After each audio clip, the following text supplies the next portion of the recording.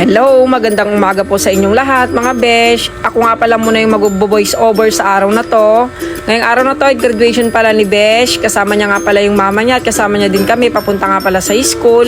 First time ko mag-voice over, ang hirap pala. Dumiretso na din nga pala ako dun sa loob ng school. Siyempre, sinalubong na nga din pala ako ng magandang mama ni Besh. Sumalubong na nga din pala yung anak ko at mga classmate niya. And shoutout nga pala sa teacher nila, si Madam Lorena. Hello po, Madam. Andito na nga pala yung mga ibang estudyante at kasama nga pala yung mga nanay nila. Siyempre, masaya sa pakiramdam at masarap sa pakiramdam na nagtapos na sa kindergarten ang ating mga anak.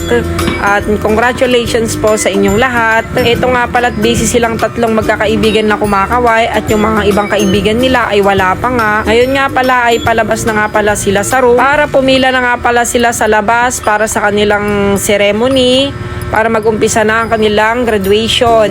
Dahil nga hindi tayo nakapasok sa trabaho natin at ito nga pala yung request ng anak ko na hindi daw ako papasok para makita ko daw siyang gagraduate ng kindergarten. Napakasarap naman sa pakiramdam na gagraduate na yung mga anak natin ng kindergarten at masisilayan po natin yung kanilang pag-graduate, and congratulations po sa mga magulang. Siyempre, marami pa silang tatahakin at pagdadaanan na sana ay nandito lang tayo sa mga tabi nila hanggang sila ay magtapos ng kolehiyo at matupad yung mga pangarap nila sa buhay. Shoutout nga pala sa principal ng Barangay Canarem Elementary School na super bait at napaka mapagmahal na principal. Ayan yung anak ko ay bago nga pala mag-umpisa ay inabutan pa niya ako ng bulaklak. Inayos na din nga pala yung buhok niya ng kanyang tita princess. Thank you po.